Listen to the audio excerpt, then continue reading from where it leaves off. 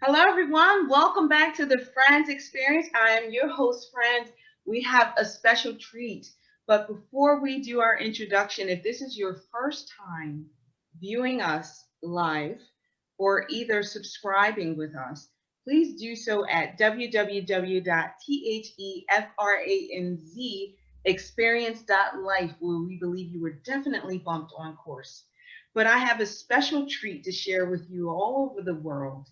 I have a friend of mine, a dear friend of mine, who I met a few years ago, has a big heart, believes in doing good by being good, is a newly published author, one of the top CEOs in South Africa, currently at Altron. They just had a 2020 award ceremony, and it looked like it was so much fun. But I want to introduce to you my friend, a genius in South Africa from across the pond, also the author of Betting on a Dark, Lifting the Corporate Game, my friend, Mteto Nyati. Welcome. Thank you for Thank joining us. thank you so much, Franz. Thank you for those kind words. It's been a long time since we connected like this. So yeah, I was looking forward to this session. Same here. Same Yeah. here. I know we have a little bit of time, and I want to thank you again for this exclusive interview. But what I wanted to do is pretty much dive into a few things. I read the book, and there's a lot of information in this book. For our viewers, if you'd like to grab a copy of this book, you can actually Google this globally and you can find it. It's on Amazon. It's at some of the local bookstores in South Africa. Is that correct, teacher? Yes. You can find this on Amazon. You can just Google Betting on a Dorky or actually searching Mteto Nyati and looking up his book. He is all over. So you wouldn't really have any problems finding him. But Yeah. what I wanted to ask you before we dove into the book and to this mind of the genius, in which I want our viewers to get as much information as possible from you, what I wanted to ask you, one of the things that I believe that kind of helps mold who we are, what has occurred in your life that was either a substantial change, something traumatic, or something empowering? What has happened that you feel that has bumped you on course? What was that passionate thing, and how has it molded who you are today? Wow, that's a tough question. But my belief, Franz, is that we are being bumped on course all the time. Life continues to guide us, to move back to why we are here in this life.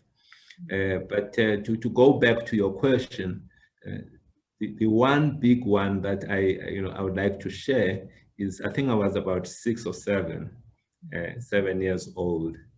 And I come from a relatively large family.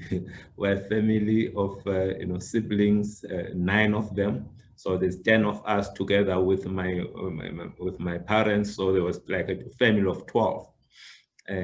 But it's a bit of a complex family because my mother married my dad, and and he already had 6 children. But at that time, I did not know any of that. I did not know that there's this complexity, and I was busy playing in my siblings' room, and they were busy having this chat and having this heavy discussion, which I did not quite follow because they chose to have it in English, and at the time I had very limited understanding of English. And clearly there must have been a reason why they did not want me to know. But at some point I could just see the reaction, the way they're looking at me, and they're saying, look, can you please stop disturbing us? Can you just get out, And I'm like, no, I mean, I thought, this must be clearly a joke. And then my sister was very, very clear here. She said, look, Mteto, just, get out, in my language is Puma, is get out. You are not even one of us. And then you look at this and gee, I'm not one. I mean, I thought we were like the family here. I said, no, you are not one of us, and we don't want you here, get out. So I stepped out of the room, very, very confused. I was just very, very confused. Go to my mother, found her in the kitchen, and she's busy doing her things there. And of course, I'm crying, and explain what is going on. And I said, look, they are telling me that I don't belong here. I'm not one of them. and I look at her, because now I'm looking for her to say, yes, they are wrong or something. and when I look at her face, I realize that clearly there must be something right with what they've said. That's even, it made things worse, So, but then she kneeled, she came to my level and said, look, listen here. You guys, yes, I am your mother. You are my firstborn. Your dad had, when I married your dad, he had all of these six children, and now we are this one big family of 10, of 12. And I would like you to never think of yourself as not being part of this family. We are all, including your half brothers and sisters, we are all one family. And we must just focus on the fact that your father is the bond that connects all of you. So, and that was the narrative that we kind of like grew up with, that narrative, with that story. She kept reinforcing it, that we are, this. But for me, to be rejected by your siblings, it was the worst thing that could have happened. Yes, I got the comfort coming from my mother and the explanation. I get all of that. But here you are, before you even step out of your home, before you go to apartheid South Africa, where you are going to be discriminated at the time, you are being discriminated by your family. That to me was really the most painful thing. And what I took out of that, in fact, the way I lead now, is informed largely by that, because I want to make sure that wherever I am, I create an environment where each and everybody can feel like they are included, and that has, but it comes from that pain that I got there. I don't want any other person under my watch, under the environment that I'm in, to experience something like that, because it's the worst thing. It's even worse when it comes from your family. So that's my thing. Wow. As painful as that was in experiencing that, that is something that many families today experience within their own homes. And a lot of children grow up with that. And your story about that definitely has helped heal many families and many companies, organizations. I like to think of an organization that I'm a part of as a family. We are all connected, and the energy that we put off is definitely going to expand. It's just like dropping a pebble in the pond, the ripple effect, and how far Yes. out that wave goes. How many people we touch all over the world, and you yourself being all over the world, and not just talking about wanting everyone to feel that they are a part of, but also being able to tap into the mind of Mteto, the genius at that.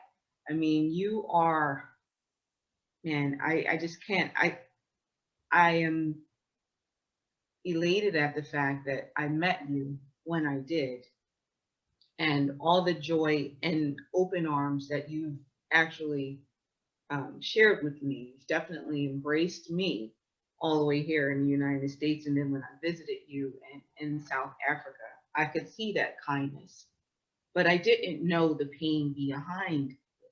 Not to say that you wouldn't have been kind anyway, because you could have decided to take that pain and cultivate that pain and Yes. live in that pain and cause pain. But that is not the way you decided to do it. So I can appreciate the way you've been bumped on course with that. You've taken that pain and said, you know what, I'm going to see some positives in this. It hurts at the time, but I'm going to see my way through this. And I'm going to see that any organization that I'm a part of, or even in my family, oh, I don't ever want anyone to feel rejection. Yes. So that is very powerful, and I'll keep that with me. So I'm sure our viewers can relate to some degree, but then to kind of dive into that whole process of the engineering you. One of my favorite words is ideation. So, you know, you mentioned in your book, and I'm just going to read it. Well, if you want to take the system down, provide a better alternative at least. At heart, I'm an engineer.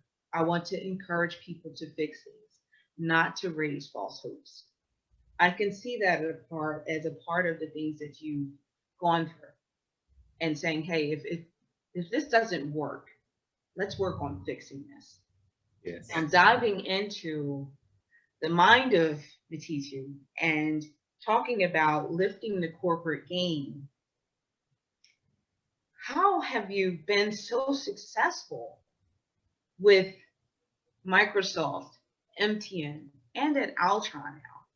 You know, it's not an easy thing to take an organization that is having troubles, and also at IBM, you've done these marvelous things, these transformations within organizations. And I know you speak about systems and customer service, but how is it that you have gone through these organizations and completely turned them around?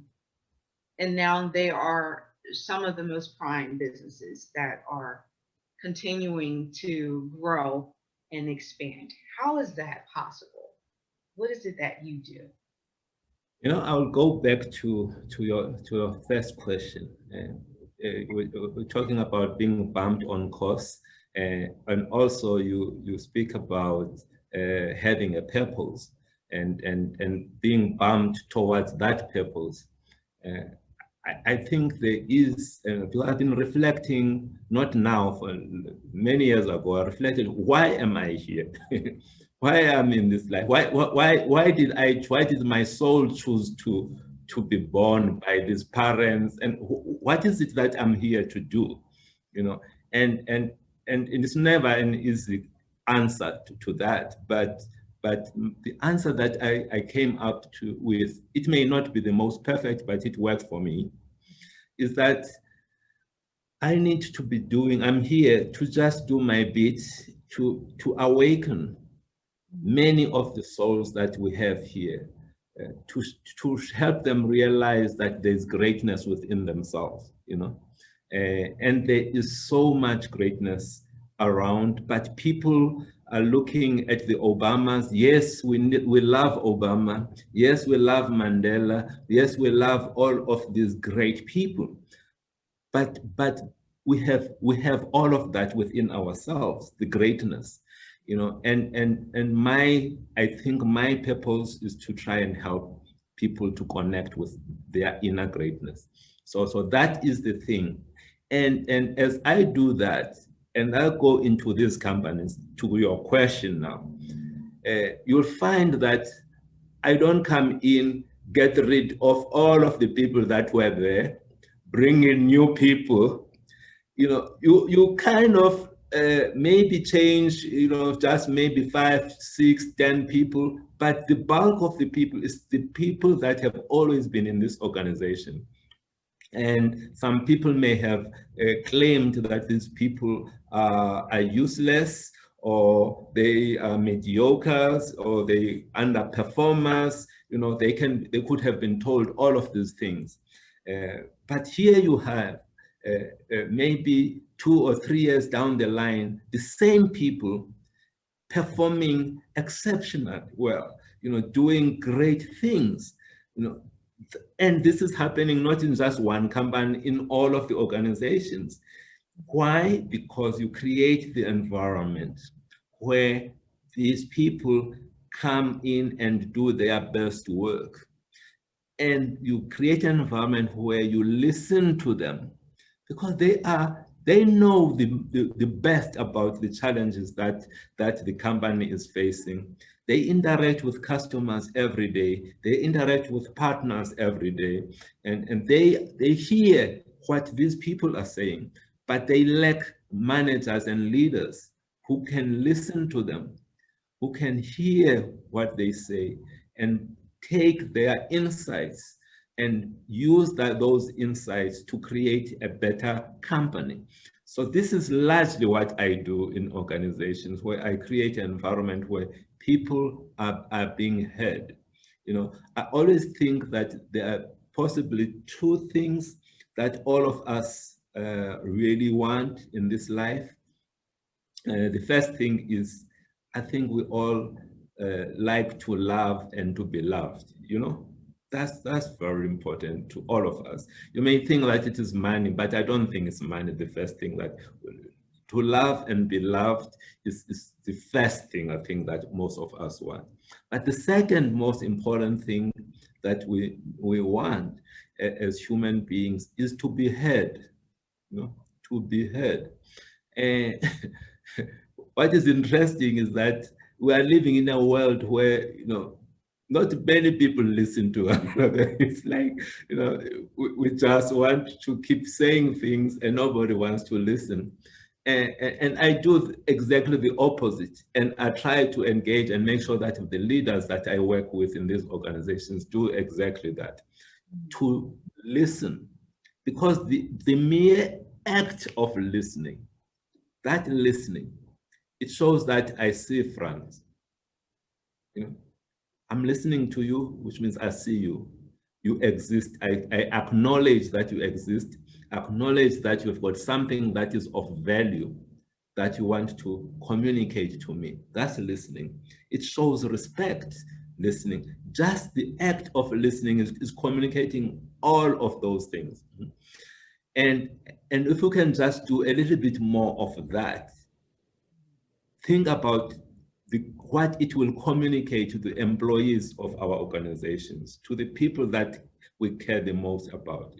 So I lead with that, and creating spaces. And then when we start to see their ideas, their views being integrated into the strategy of the company, then the strategy does not become like something that's coming from somewhere else. It's their thing. They implement, they embrace it, and they execute on it. And that is probably simple. It sounds simple, and it is simple, but it's something that is lacking. Stepping into the power and the greatness of the people that are in the organizations. Yes. Well, thank you. I agree. I think you and I possess that naturally. And sometimes we wonder, how is it that everyone doesn't possess that Yes. love?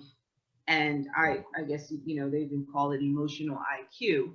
But Yes. I think it's just generally within people like you and I to want to love and be loved. I feel like, is that not the greatest commandment? There's so much in the power of love.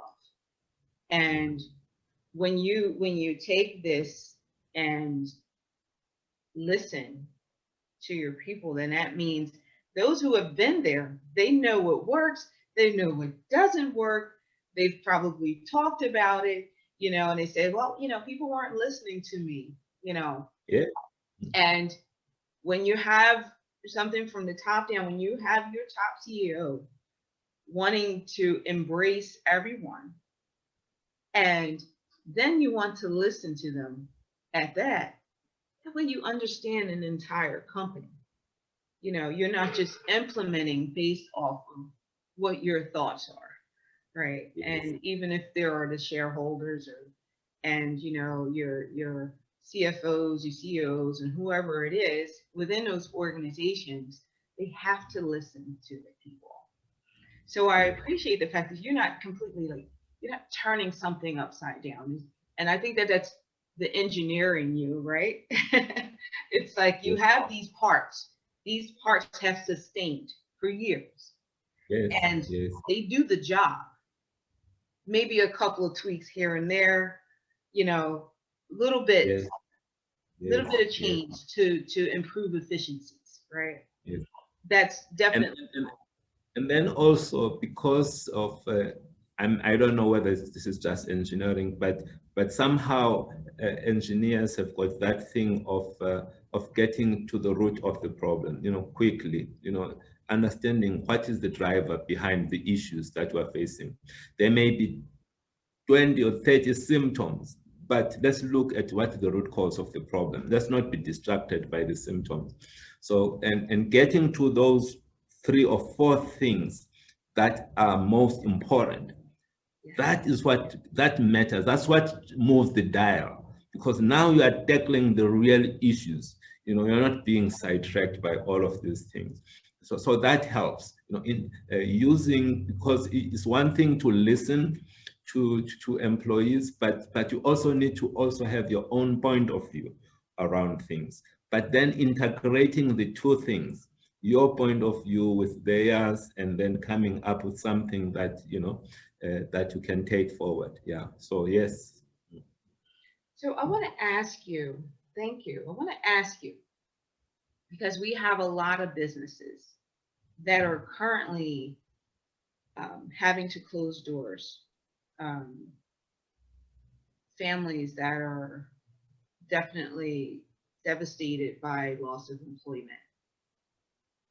Um, some of these businesses have not decided to take their business into IoTs and Internet of Things, and which has caused some closed doors. I mean, we've read many case studies, and I'm sure you've seen it firsthand. And I applaud you for taking, even when you were at MTN or even reading about it in Microsoft, small business owners in South Africa and helping them expand their businesses by collaborating and partnering.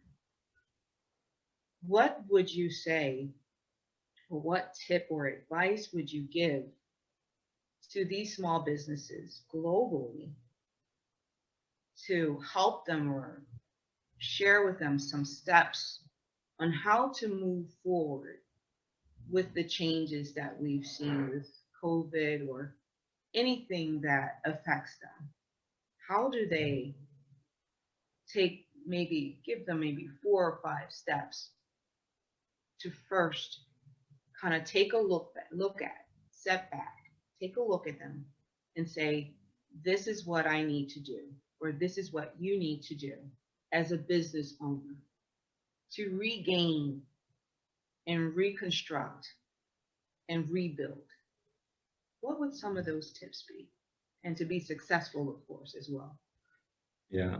So I go back to your original question about being bumped on course. We need to look at COVID-19 also as that thing that is bumping all of us as businesses, as individuals, back on course, and then asking, what is it that I should be doing differently? Many enterprises continued to operate as bricks and mortar organizations, right? You know, have to operate from, there's a particular store there that I can go physically be operating from and servicing customers from. And now I face closure and maybe have to rethink my organization. The question is, should you continue to do what you have always been doing, or should you try and leverage the new ways of doing things that are there? I would say that what we need to now rethink our organizations and look at them in the virtual world. How can this business of mine that used to be physical, how can I reconceive it and have it existing in the cloud?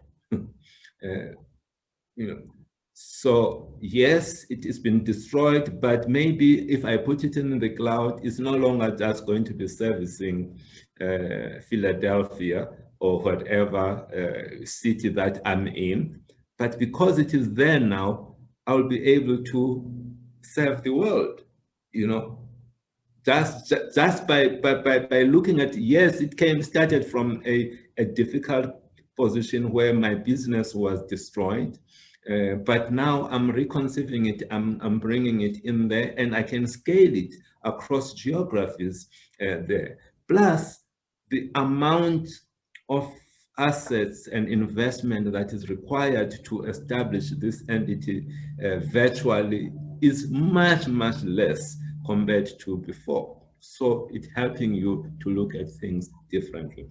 So that's the first thing. The second thing is as I do that, let me not just look at what the demands or what the customers are expecting right now. Let me think ahead in 5 years' time, in 10 years' time.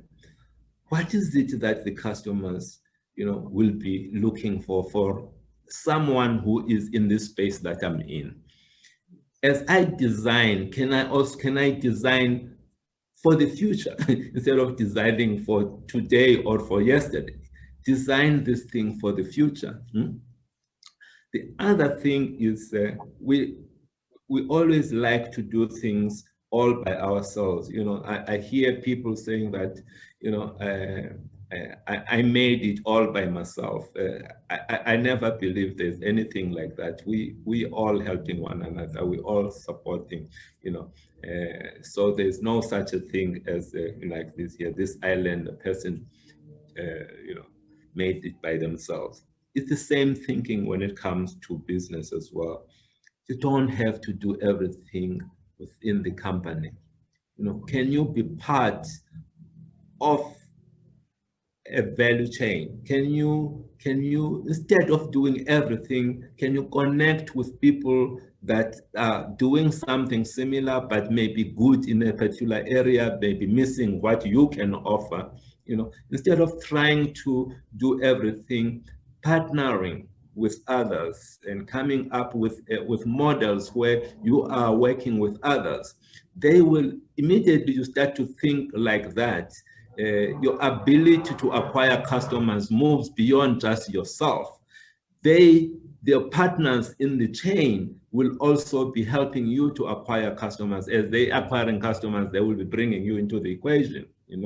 Think about inserting yourself. Like in our case, when we're looking at cloud computing and thinking of Microsoft and AWS, Amazon Web Services coming into South Africa, establishing data centers here, many of IT companies here, they are worried because they had their own data centers as well. Here now we have got these global players coming in and they are going to clearly wipe us out.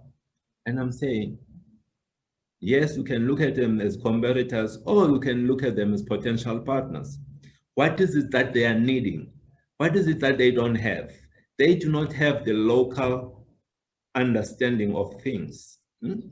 I can bring that local insight to them, something that they miss. You can be good and be great globally and have scale, but you can never have the deep insight that's required to be in each and every country.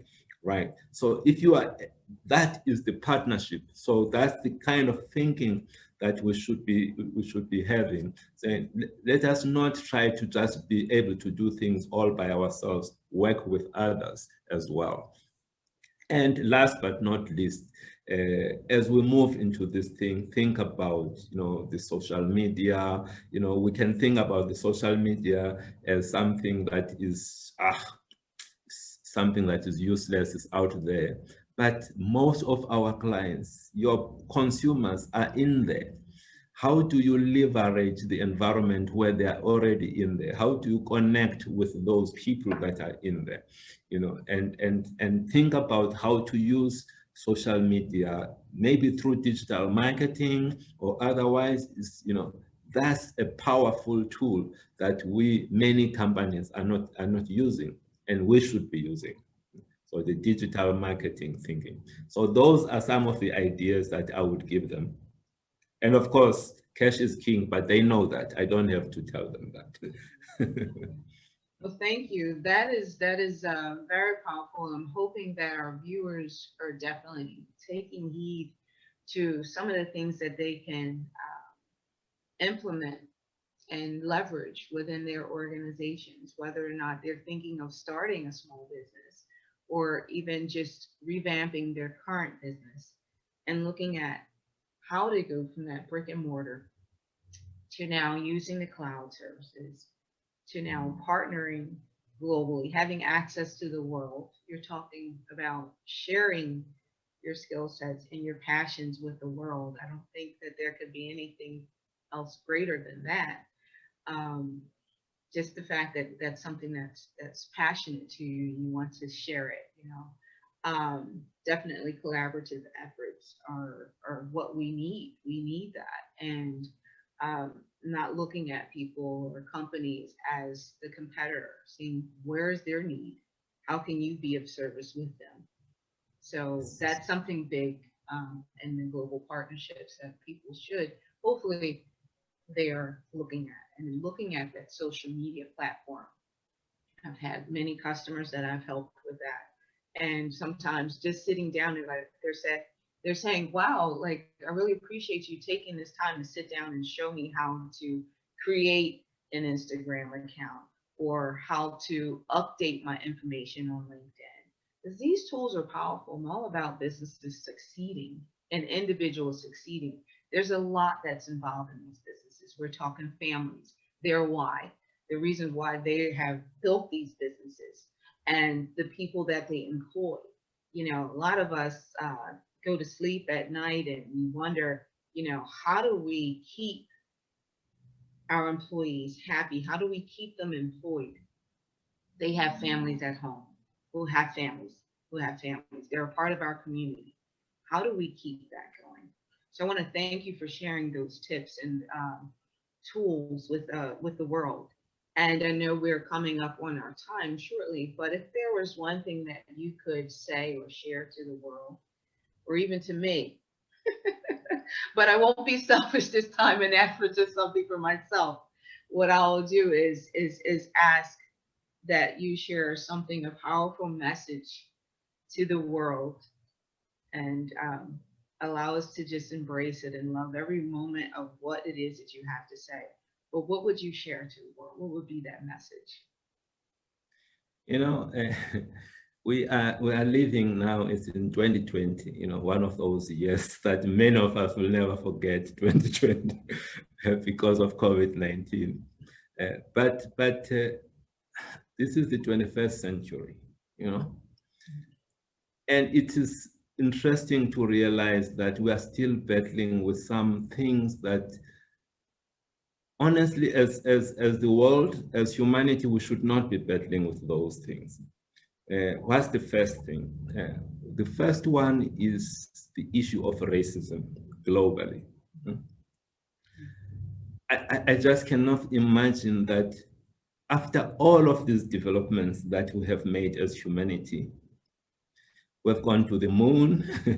We've been able to send people to, not people, but some of the equipment, some of the things that we have, send them to Mars.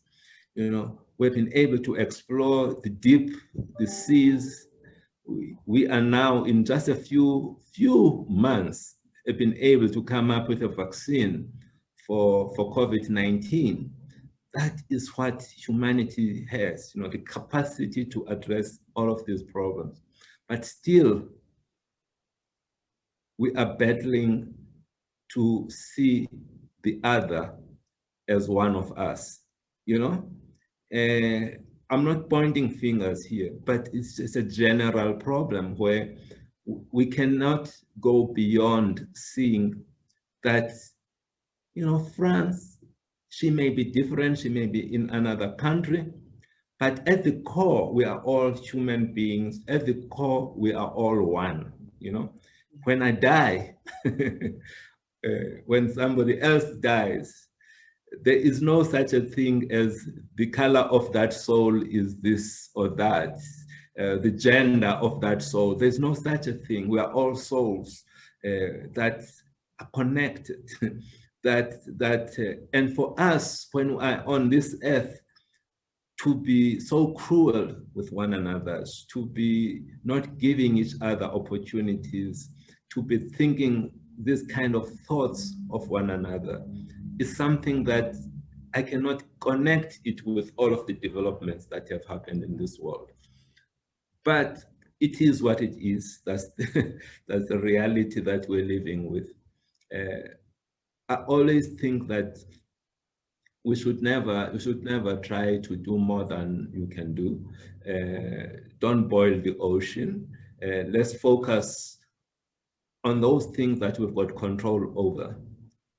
You and I, we've got control over our actions. You know, people, each and every individual in this on this on earth, we've got control over the actions on how to respond to things. So I'm appealing to all of us to start to think about how we're responding to people who are different from us, and how we can make those moves to start to embrace those people. To see what happened in the States, in the US, when it comes to Black Lives Matter, that whole thing, you know, how, that, so many people continue to be treated the way they are by other fellow human beings is not something that we should be going through in the 21st century. But it starts with us. It starts with each and every one of us doing that. But the second thing that I would like to say is that let us try to create opportunities for many people. When you asking the question around this book, betting on a darkie there, all I'm appealing there, darkie here in South Africa are Black people. We call them darkies. We call each other darkies, but it's also used in a bad way when you're referring to black people. So I used that word there to claim it back from the people that are using it the wrong way, and claim it and associate it with success, and associate it with good values, and associate it with caring. But all I'm indicating here is that many human beings on earth, what they're interested in they're not looking for favors. People are looking for opportunities. If you are in a position that you can give another human being an opportunity, do so, because you can change the life of that person and the trajectory of the family of that human being, and the generations and generations to come. Circumstances don't make us. They don't make us. We can transcend those circumstances, but each and every one of us can help people who are in difficult circumstances by giving them opportunities, no matter how small those opportunities are. So that's the thing that I'm asking. Let's see ourselves in others. That's all. Immediately we do that, we can make a big change in this world of ours. This is beautiful. I want to thank you for sharing that beautiful message, because we do need to look at everyone as an individual, as if they were us. Treat people as we would like to be treated, giving the opportunity. So I want to thank you so much, Mteto, for taking the time out of your busy and prestige schedule to enlighten us globally, and definitely me. You've always touched my heart and soul. And I want to thank you for just sharing those kind words to the world, those tools to the individuals. Well, world, I want to thank you all for tuning in. This is your host, Franz of the Franz Experience, with our special guest and genius from South Africa across the pond, Mteto. Stay tuned, and we look to see you soon. And always believe that you will definitely bump on course. Take care. Thank you.